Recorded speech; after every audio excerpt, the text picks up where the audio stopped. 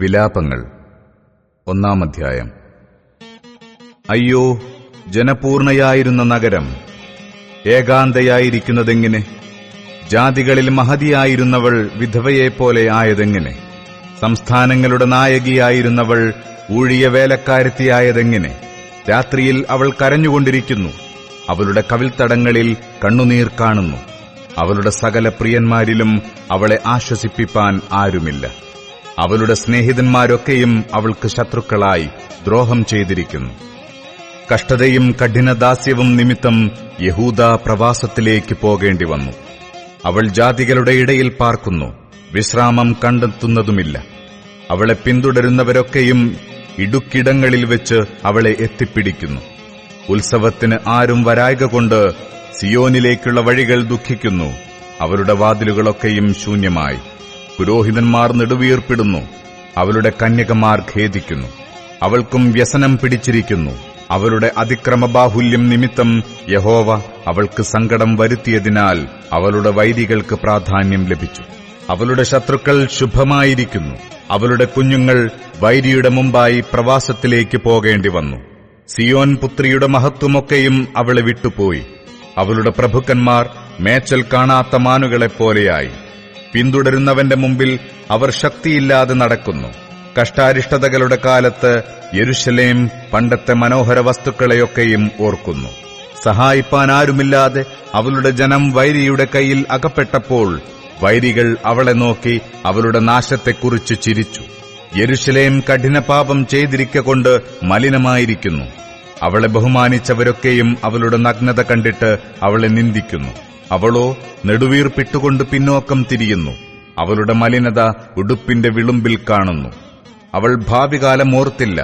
അവൾ അതിശയമാംവണ്ണം വീണുപോയി. അവളെ ആശ്വസിപ്പിപ്പാൻ ആരുമില്ല. യഹോവേ, ശത്രുവമ്പു പറയുന്നു, എന്റെ സങ്കടം നോക്കേണമേ. അവളുടെ സകല മനോഹര വസ്തുക്കളിന്മേലും വൈരി കൈവച്ചിരിക്കുന്നു.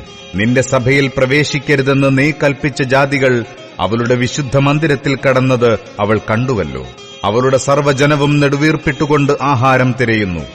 വിശപ്പടക്കുവാൻ ആഹാരത്തിനു വേണ്ടി അവർ തങ്ങളുടെ മനോഹര വസ്തുക്കളെ കൊടുത്തുകളയുന്നു.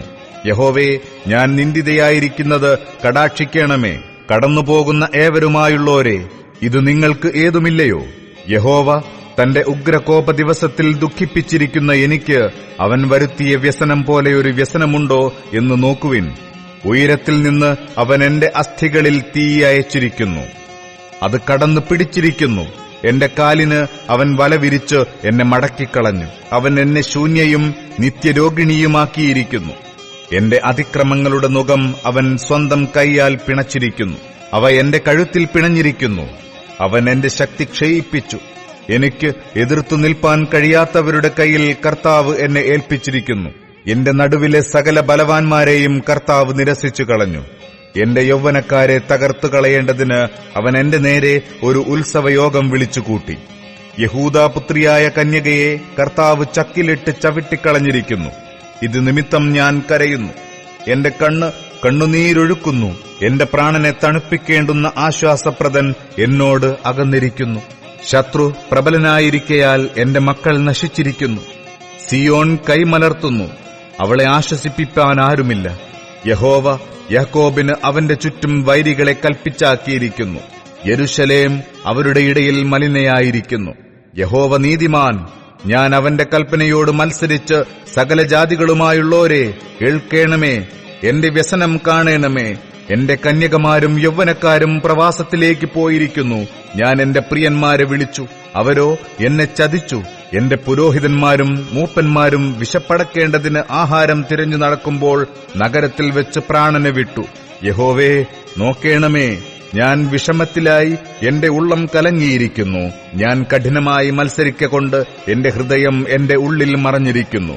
പുറമേ വാൾ സന്തതിനാശം വരുത്തുന്നു, വീട്ടിലോ മരണം തന്നെ.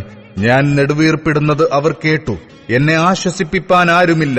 എന്റെ ശത്രുക്കളൊക്കെയും എന്റെ അനർത്ഥം കേട്ടു. നീ അത് വരുത്തിയതുകൊണ്ട് സന്തോഷിക്കുന്നു. നീ കൽപ്പിച്ച ദിവസം നീ വരുത്തും. അന്ന് അവരും എന്നെപ്പോലെയാകും. അവരുടെ ദുഷ്ടതയൊക്കെയും തിരുമുമ്പിൽ വരട്ടെ. എന്റെ സകല അതിക്രമങ്ങളും നിമിത്തം നീ എന്നോട് ചെയ്തതുപോലെ അവരോടും ചെയ്യണമേ. എന്റെ നെടുവീർപ്പ് വളരെയല്ലോ, എന്റെ ഹൃദയം രോഗാർത്തമായിരിക്കുന്നു.